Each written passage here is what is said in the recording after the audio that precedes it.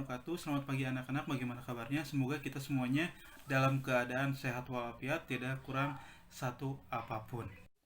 Nah, anak-anak, hari ini kita masih di tema 2, persatuan dalam perbedaan, subtema 2, bekerja sama mencapai tujuan, materi kelas 6, pembelajaran 5 dan 6. Pembelajaran 5, kita akan baca dulu terlebih dahulu tentang teks berikut.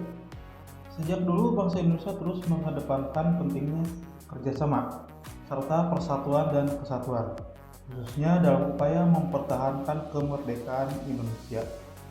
Nah, perlu kita ketahui bahwa dengan kerjasama kita bisa mencapai suatu tujuan bersama, bahkan dengan adanya kerjasama kita bisa mencapai persatuan juga mempertahankan kemerdekaan negara kita, yaitu negara Indonesia. Nah, ada beberapa alasan mengapa kita sebagai negara besar, negara Indonesia, sangat lama sekali dijajah oleh bangsa asing, terutama oleh Belanda. Dan seringkali kita mengalami kegagalan untuk melawan penjajahan yang dilakukan oleh bangsa asing. Apa saja yang menjadi alasan negara kita dijajah cukup lama oleh bangsa asing? Yang pertama, bahwa berbagai bentuk perlawanan yang dilakukan rakyat Indonesia pada saat itu masih bersifat kedaerahan. Artinya bahwa perlawanan yang dilakukan oleh bangsa Indonesia pada saat itu hanya bersifat daerahnya saja, mengutamakan daerahnya saja. Kemudian perlawanan yang dilakukan tidak dilakukan secara bersama-sama dan serentak. Ini tentu menjadi alasan mengapa kita sangat lama sekali dijajah oleh bangsa asing. Kemudian yang ketiga, perlawanan hanya bergantung pada instruksi dan arahan pemimpin, sehingga ketika pemimpin tertangkap, maka perlawanan akan tidak berlanjut.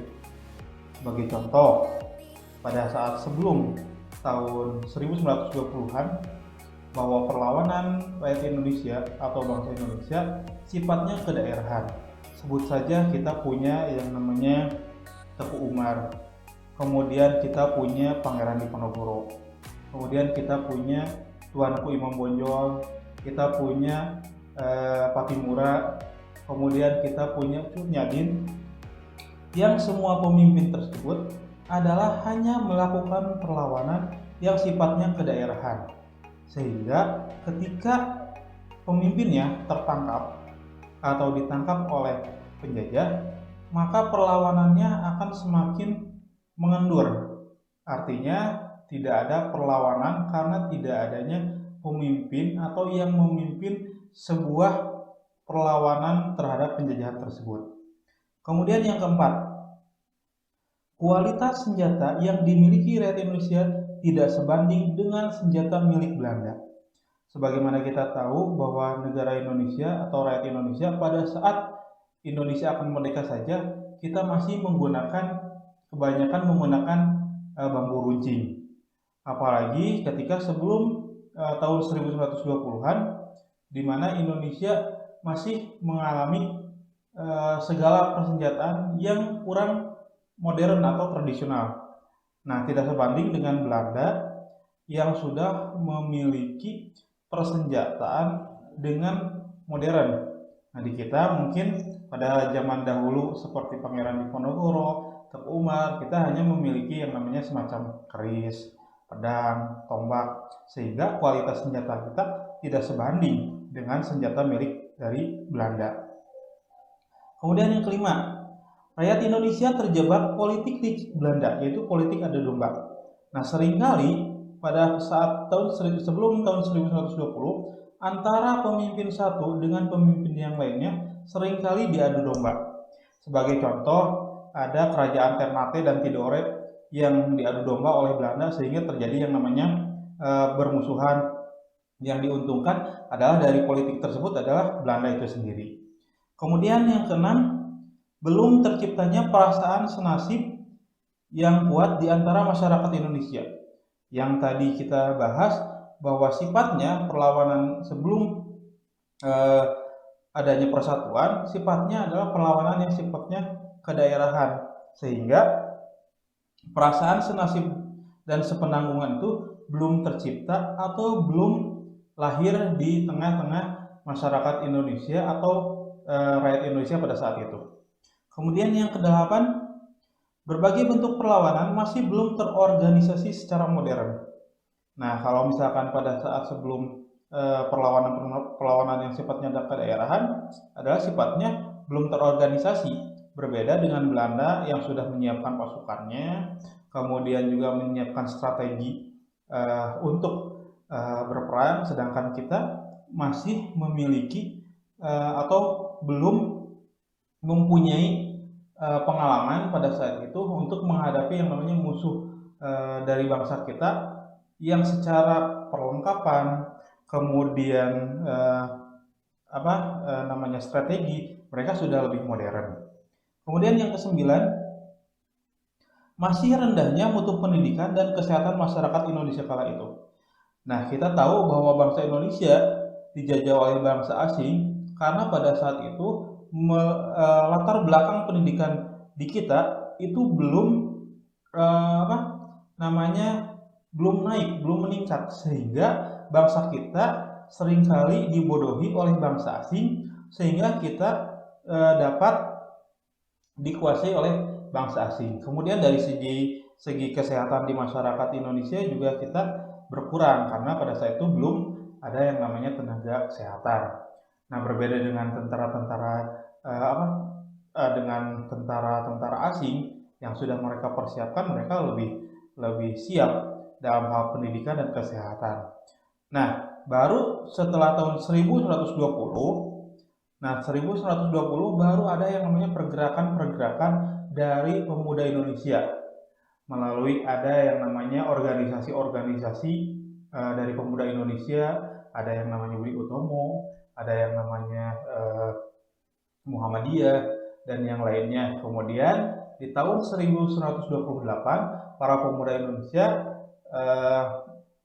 membuat yang namanya sebuah wadah yang disebutnya adalah wadah para pemuda yang kita kenal sebagai Sumpah Pemuda. Baru di tahun 1145 kita bisa memproklamasikan kemerdekaan kita yang pada tanggal 17 Agustus 1145. Dan itu pun setelah Indonesia merdeka pada tahun 1145, ternyata bangsa Indonesia itu belum sepenuhnya merdeka. Nah, untuk mempertahankan kemerdekaan Indonesia itu, maka harus ada kerjasama dalam mempertahankan kemerdekaannya. Nah, di sini kita tahu ada sebuah gambar yang menunjukkan pertempuran di Surabaya yang dipimpin oleh Bung Tomo. Kemudian di sini juga masih terjadi peperangan gambarnya. Nah, salah satu contoh kerjasama dalam mempertahankan kemerdekaan, salah satu contohnya adalah mempertahankan kemerdekaan Indonesia yaitu dengan pertempuran di Surabaya. Kemudian Bung Tomo dan arek-arek Surabaya bekerja sama untuk meraih sebuah tujuan, yaitu mempertahankan kemerdekaan Indonesia dan mengusir sekutu dari Surabaya. Kemudian melakukan suatu kegiatan dengan cara kerjasama itu akan memudahkan kita dalam meraih sebuah tujuan.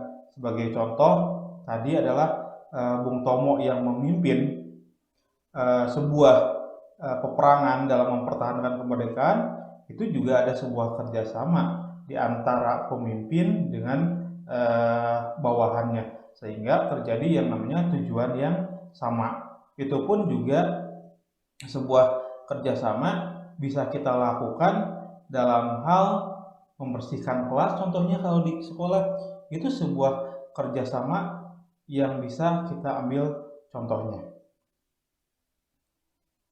Kemudian mempraktikkan pola lantai tari daerah. Nah, pola lantai berfungsi untuk mengatur posisi penari dalam ruang gerak ketika menari. Contoh pola lantai contoh pola lantai dalam tarian daerah. Ini ada sebuah video contoh tarian daerah tari Saman, bisa kita lihat.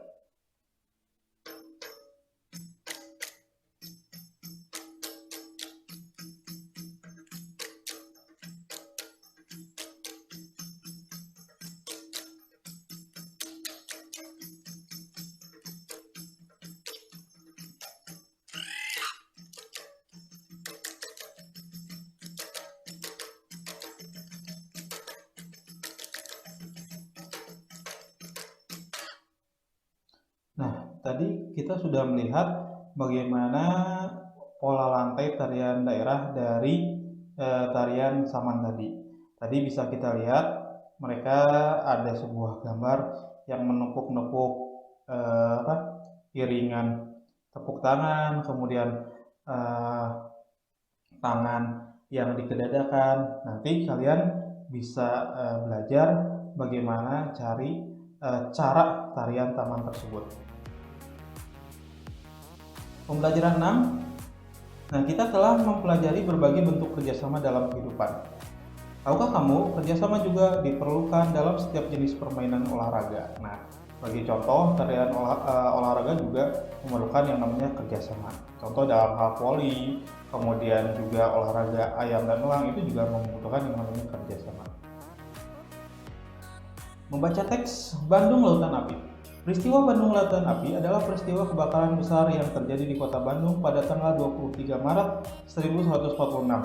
Dalam waktu 7 jam, sekitar 200.000 penduduk Bandung membakar rumah mereka. Mereka meninggalkan kota menuju pegunungan di daerah selatan Bandung. Hal ini dilakukan untuk mencegah tentara sekutu dan tentara Nika Belanda untuk dapat menggunakan kota Bandung sebagai markas strategi militer dalam perang kemerdekaan Indonesia.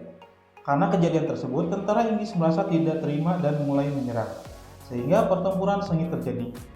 Pertempuran yang paling besar terjadi di desa Dayakolot, di mana terdapat gudang amunisi besar milik tentara sekutu. Dalam pertempuran ini, Muhammad Toha dan Ramdan, dua anggota milisi BRI, Barisan Rakyat Indonesia, terjun dalam misi untuk menghancurkan gedung amunisi tersebut. Muhammad Toha berhasil meledakkan gudang tersebut. Nah, setelah membaca teks tadi, kita bisa membuat yang namanya peta pikiran. Dari kata apa, mengapa, siapa, bagaimana, kapan, di mana. Contoh kata apa, kata tanya apa, misalkan, apa yang terjadi di sekitar Bandung. Misalkan, Bandung Lautan Api adalah peristiwa kebakaran besar yang terjadi di Bandung. Maaf tadi, apa yang dimaksud dengan Bandung Lautan Api ya. Kemudian kata mengapa. Mengapa penduduk membakar kota Bandung? Contoh misalkan, karena penduduk tidak mengikuti ultimatum dari Belanda. Kemudian kata siapa yang meledakkan, siapa yang berhasil meledakkan gudang tersebut. Yang berhasil meledakkan gudang itu adalah Muhammad Toha. Kemudian kata bagaimana, dengan cara apa penduduk kota Bandung melawan dari mempertahankan kemerdekaannya, misalkan dengan cara membakar rumah penduduk. Kemudian kapan terjadinya peristiwa Bandung Lautan Api? Bandung Lautan Api terjadi tanggal 23 Maret 1946. Kemudian ada kata di mana terjadinya Bandung Lautan Api. Nah, peristiwa kebakaran itu terjadi di Bandung. Itu adalah peta pikiran dari teks yang tadi kita baca. Selanjutnya, nah, para pejuang memiliki sikap rela berkorban, pantang menyerah, bekerja sama, dan bersatu dalam upaya mempertahankan kemerdekaan. Maka kita harus bisa menerapkan contoh pantang menyerah dalam kehidupan sehari-hari. Contohnya dengan giat belajar, meminta bantuan orang lain jika belum memahami pelajaran, membela kebenaran dan keadilan, kemudian selalu memperbaiki diri, menerima saran dengan hati terbuka. Itu adalah contoh penerapan sikap pantang menyerah dalam kehidupan sehari-hari. Dengan kita giat belajar, berarti kita telah menunjukkan sikap pantang menyerah sebagaimana yang sudah dicontohkan oleh para pejuang kita dalam mempertahankan kemerdekaan bangsa Indonesia. Baiklah anak-anak, hari ini kita sudah belajar tema 2, subtema 2, pembelajaran 5 dan 6. Mudah-mudahan apa yang kita pelajari bisa bermanfaat untuk kita di kemudian hari. Terima kasih. Wassalamualaikum warahmatullahi wabarakatuh.